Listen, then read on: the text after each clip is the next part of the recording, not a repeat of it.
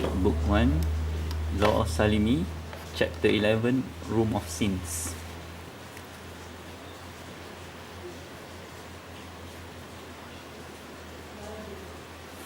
Considering the fact that ITM campus Mangatal was approximately about 30 years old at the time I was there, I would assume that there must be a lot of history behind the culture of students that lived in that campus.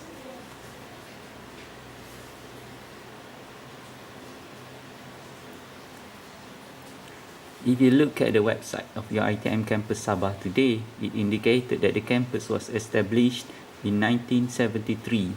At the age of 17 years old, I enrolled to study at the same campus which was known as ITM campus Mangatal at the time.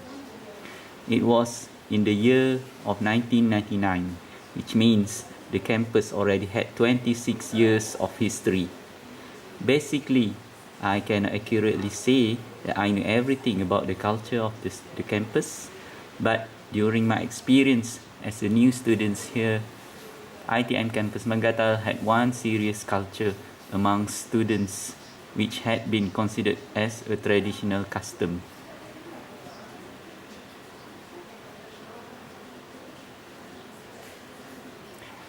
It was known as ragging culture, which means that seniors had the first several weeks to get to know the juniors.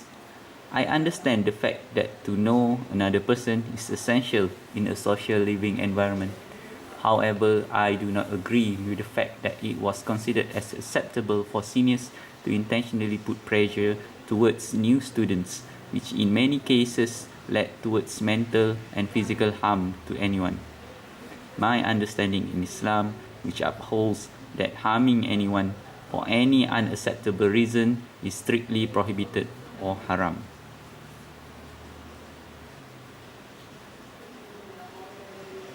Sadly, it seemed that when causing harm was considered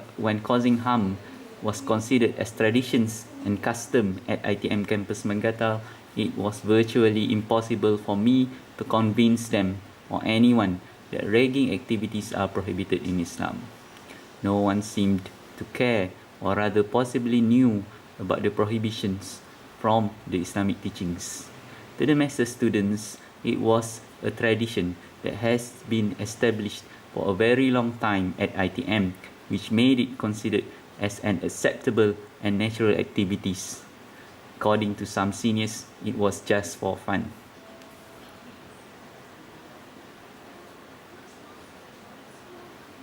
Believe me, if you are the person who were pressured to perform activities that sickens or harm yourself, it was not fun from your perspective. At that time, I vehemently disagree with any form of ragging activities, which still holds true in my heart until today. To me, if you wish to get to know another person, invite the person to a drink or casual conversation. If you wish to gain respect from new students, you should behave in such a way that you might earn that respect. Forcing another human being to give you respect is evidently inhumane and uncivilized behavior.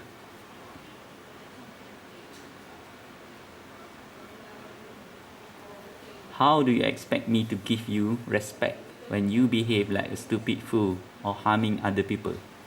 Rationalization aside, there was no time nor no point to try to convince most of the seniors that ragging activities were unacceptable and prohibited from Islamic perspectives. In addition to all those feelings that I had against harming another person, I also had been suffering from being bullied during my upbringing that lasts for many years. I do not know the true extent of damage that I had suffered from the harrowing experience of being bullied all those years.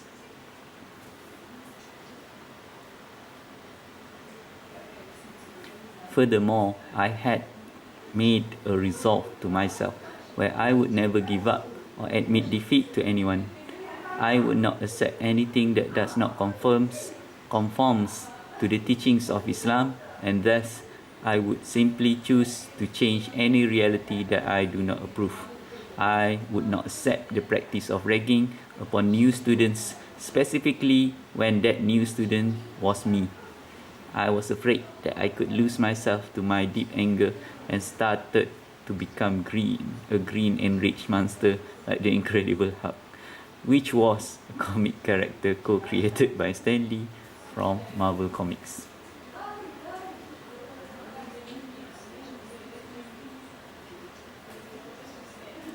All jokes aside, I just simply refuse to accept any form of ragging activities despite the views of everyone else.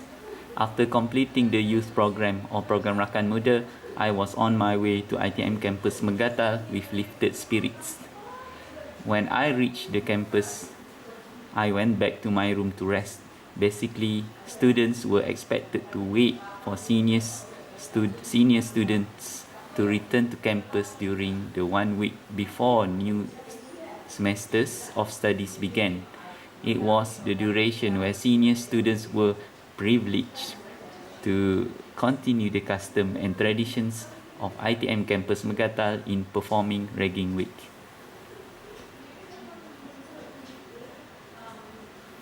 My first experience of ragging began when a senior student called me and several of my friends who just returned from the youth program to his room.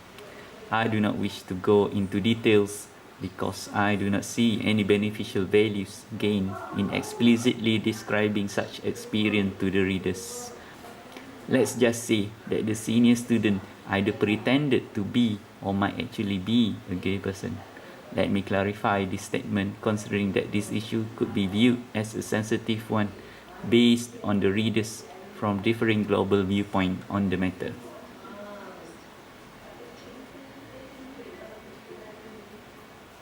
In general, I do not hate gay, lesbian, bisexual, and or all transsexual person.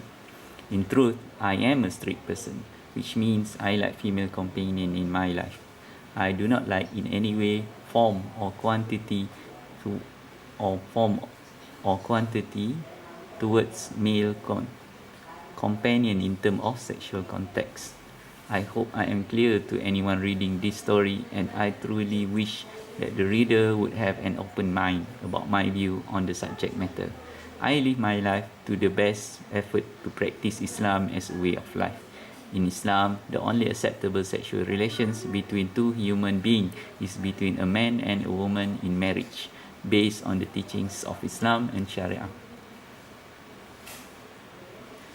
From that statement, it is very clear that any sexual orientation or relationship outside of marriage between a man and a woman is prohibited. This also means that gay, lesbian, bisexual, or transsexual behavior are strictly prohibited or haram in Islam. In fact, any sexual relationship between a man and a woman outside of marriage based on the teaching of Islam is strictly prohibited. Man is not allowed to behave or dress like a woman and vice versa. I hope this concept is clear for everyone reading this story so far.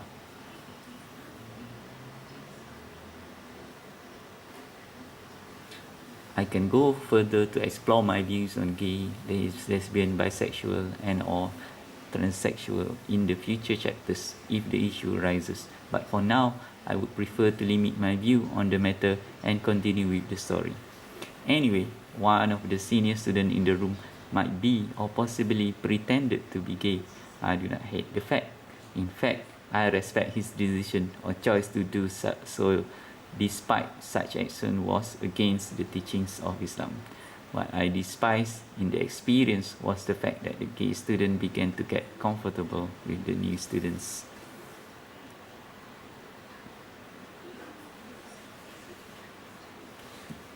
I hope the readers can understand the term get comfortable in the context above. In other words, the senior student started to put his hands and caressing several of my friends. It was not only uncomfortable to watch, but simply disturbing experience from my perspective. I was sitting the furthest away, which means I was the last to be teased by this senior student. All the emotions of high spirited and excitement from the youth program had turned to fear and getting ready with the fight or flight response in me.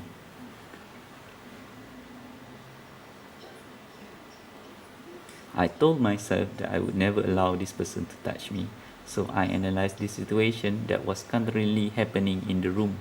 I cannot see any possible way for me to escape and run away, so the only choice left for me was to fight. Physically speaking, I would never be able to match their size, number, and experience when it comes to hand combat. Soon, I realized that no matter of what I did, there was no possible way for me to win against the senior students inside the room. However, I realized that I had a hidden weapon inside of me. It was like a stroke of genius, or like a lightning striking my mind with the only idea that might work.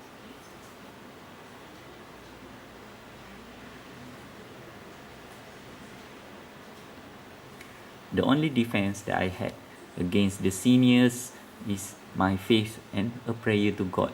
It might seem a trivial action to the readers, but to me, at that particular time, it is my only choice. So I prayed in my heart to Allah the Almighty while remaining to look natural and calm. It appeared that I was doing nothing, but in my mind, I prayed to Allah the Merciful to protect me from these senior students. I prayed that He could not lay His hand or any part of Him on me.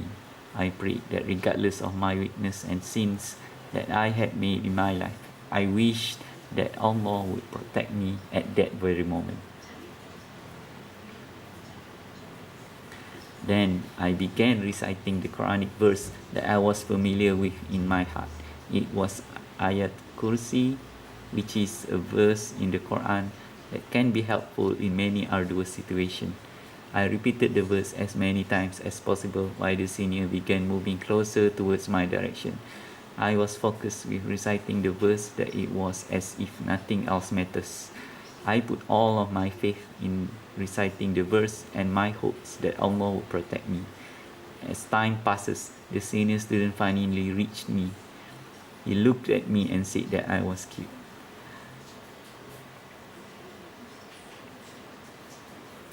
Let me pause here for a while, because writing this experience truly sends the chills up my spine. His memories up till today can be considered as amongst the scariest experience in my life. It might be possible that this experience has caused me to become fearful towards any gay behavior towards me. I have a phobia towards anyone who pretended to be gay or truly is a gay when the person started to try to touch me. I don't mind having male friends putting their hands on my shoulder as friends, but any sexual move against me is making me to experience extreme phobia. On the lighter side of things, before we proceed with this terrorizing experience, is the fact that the gay senior person said I was cute. Have a look at my picture below.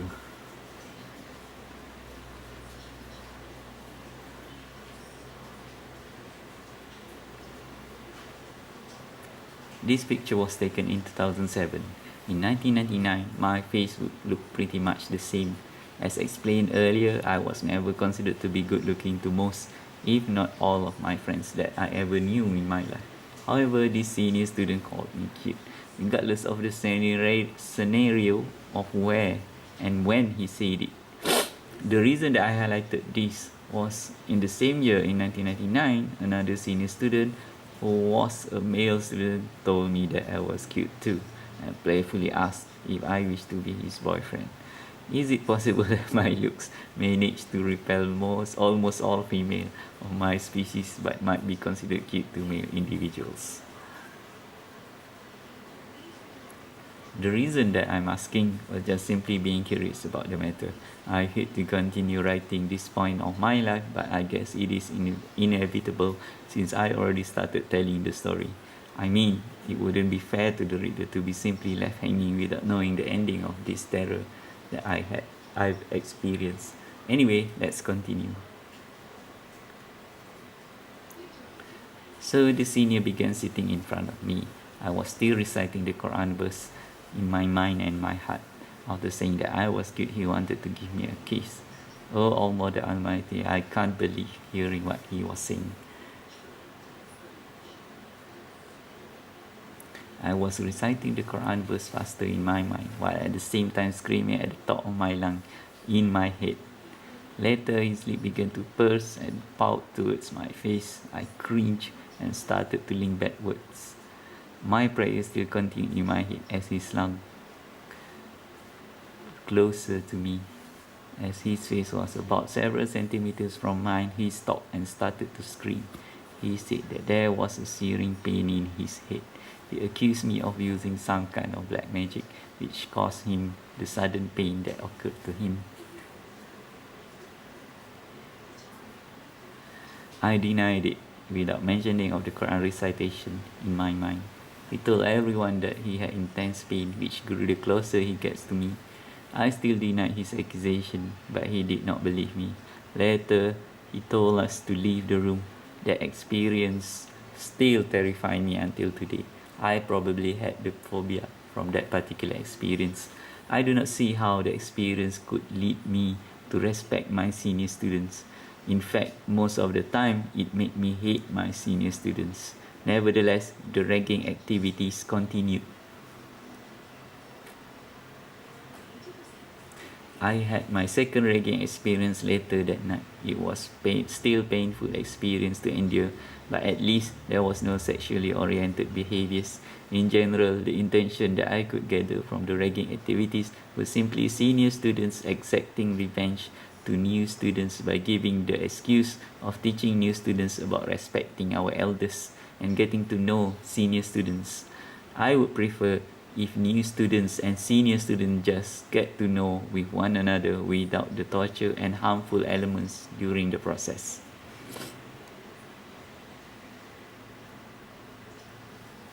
I cannot comprehend why it was not possible to get to know each other in a civilized and appropriate manner. After my second ragging experience, I decided to seriously analyze the situation and began making strategies to safeguard my mental and physical health. I realized that I cannot remove the culture of ragging nor remove the senior students.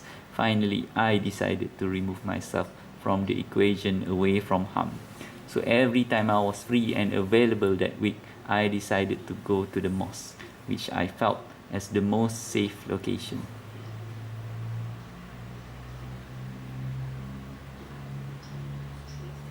The fact that no senior students coming to the mosque had indicated to me that most who participated in ragging activities do not spend time at mosque.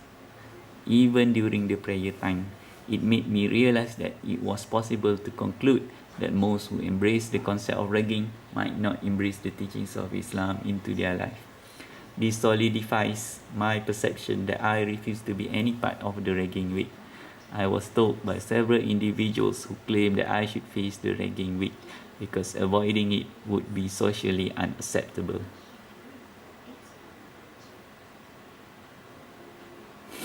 Some even called me a coward for running away. My view on the matter was, and still is, that there was a thin line between being brave and stupid. It might appear similar in nature, but it differs in its philosophy. A brave person would do something that might be considered dangerous in order to attain something valuable, which might be worth the risk taken. On the other hand, a stupid person would do something that is clearly dangerous with absolutely certainty that such action would only bring nothing beneficial aside of certain harm to oneself or others. At 17 years old, I had lived my life as I see fit, which was in line with Islam as a way of life.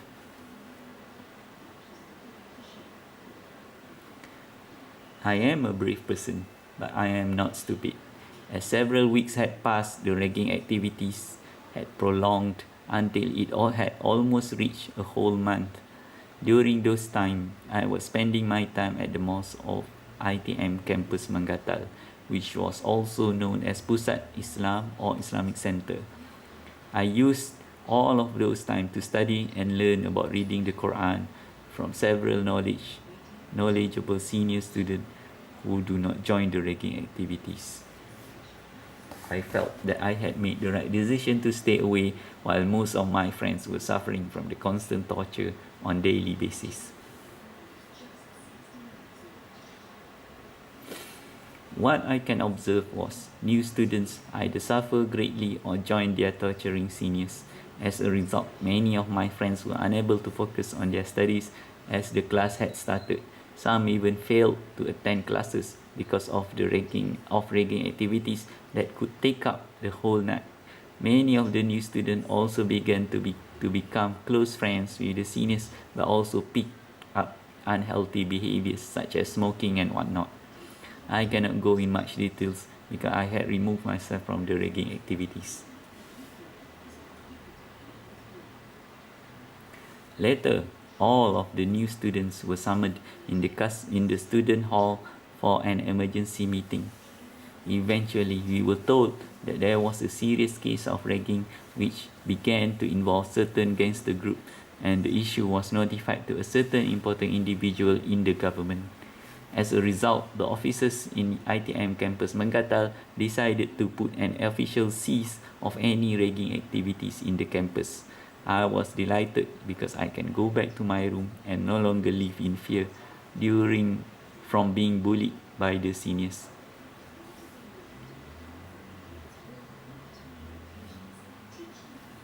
Even after the official announcement to cease all ragging activities, it seems that my adventure against the senior students were just about to begin. During the duration of ragging activities, any new student who hasn't gone through the most brutal room, known as room of repent or bilik pengampunan dosa, was considered by most seniors to be disrespectful. Obviously, I did not and had no intention to get anywhere near that room. Soon, I had unintentionally became the target of many of senior students who wished to break my will and disrespectful behavior. Okay, that ends the chapter 11 of this book, and hope to hear you again in the next chapter.